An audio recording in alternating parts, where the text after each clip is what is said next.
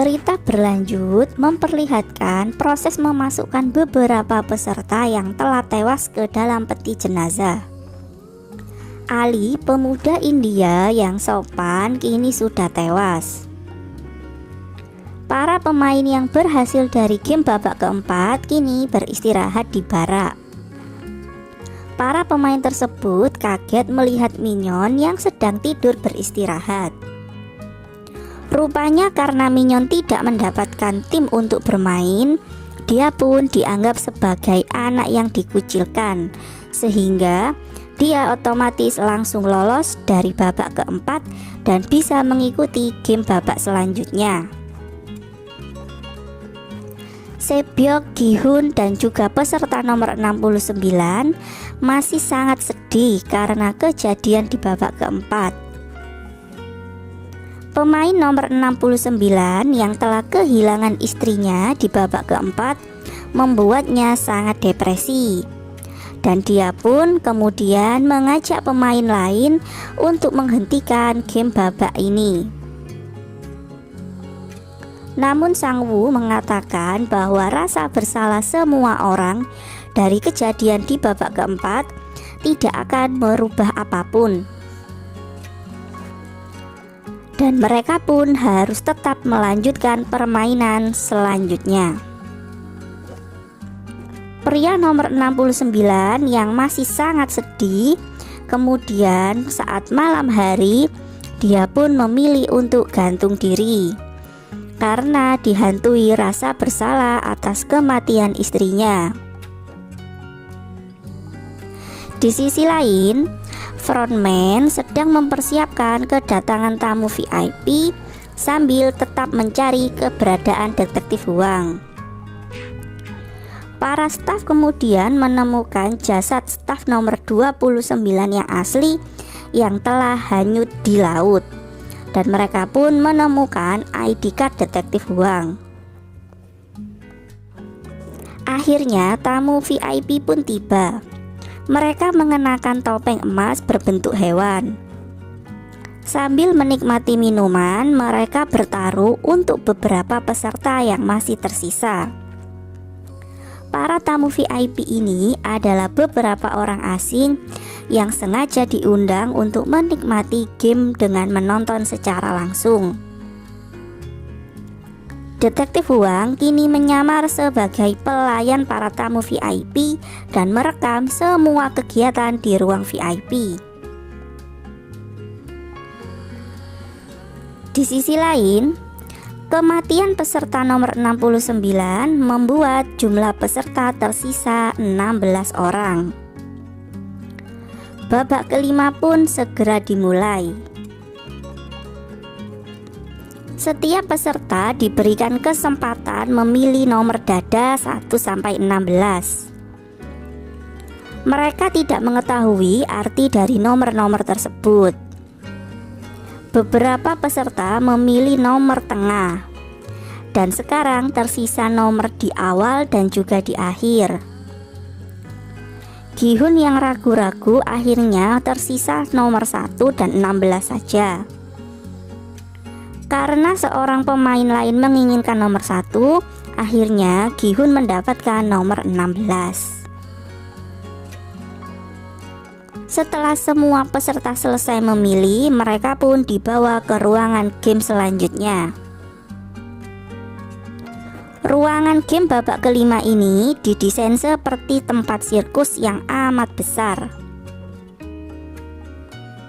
Pemain selanjutnya adalah permainan melewati jembatan kaca. Jembatan tersebut terdiri dari dua jenis kaca, yaitu kaca asli dan juga kaca yang palsu. Setiap bagian jembatan harus dilewati oleh masing-masing pemain secara berurutan. Jika memilih kaca yang salah, maka mereka akan langsung terjatuh dari jembatan tinggi tersebut dan tewas. Waktu mereka hanya 16 menit saja untuk menyelesaikan game ini. beberapa peserta mulai gagal dan terjatuh satu persatu.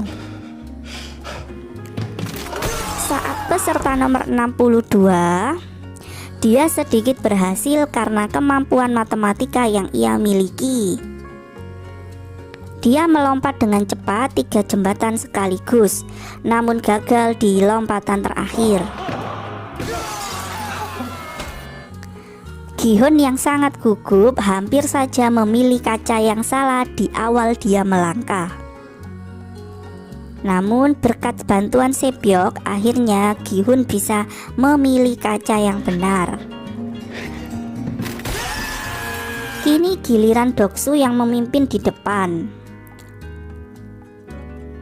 Doksu tidak ingin maju untuk memilih dan dia pun menyuruh peserta yang lain untuk menggantikannya maju duluan.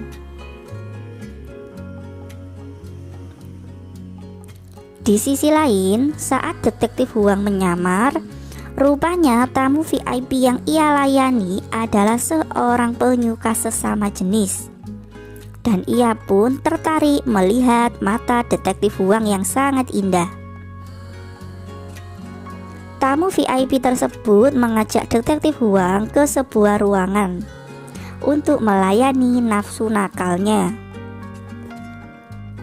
Namun, naas bagi tamu tersebut, dia pun malah dimanfaatkan oleh detektif Huang untuk memperoleh informasi tentang game berbahaya ini.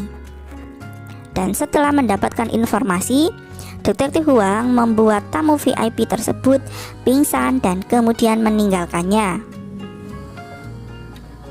Kembali ke babak permainan kelima. Doksu yang masih kekeh tidak mau maju terlebih dahulu membuat peserta yang lain kesal karena waktu yang mereka miliki semakin sedikit. Minyon pun akhirnya menghampiri Doksu. Minyon menyimpan dendam kepada Doksu karena Doksu telah mengkhianatinya. Minyon pun mengingatkan Doksu akan janjinya bahwa dia akan selalu bersama dengan Doksu. Doksu mulai takut dengan ancaman Minyon.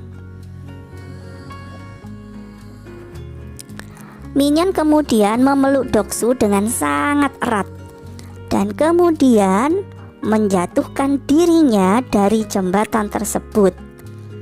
Mereka berdua pun sama-sama mati terjatuh. Kemarahan Minyon kepada Doksu yang begitu besar telah menciptakan api neraka untuk Doksu. Kini sisa 4 orang pemain saja. Pemain nomor urut 13 adalah seorang pegawai berpengalaman di pabrik kaca selama 30 tahun. Dia pun berhasil melewati beberapa jembatan kaca dengan baik. Para tamu VIP yang melihat hal tersebut merasa kurang bisa menikmati permainan. Dan kemudian frontman sengaja mematikan beberapa lampu agar peserta tersebut tidak bisa menggunakan kemampuannya untuk membedakan kaca-kaca di dalam jembatan. Saat peserta nomor 13 kesulitan membedakan kaca, Sang Woo sengaja mendorong pria tersebut karena waktu mereka hampir habis.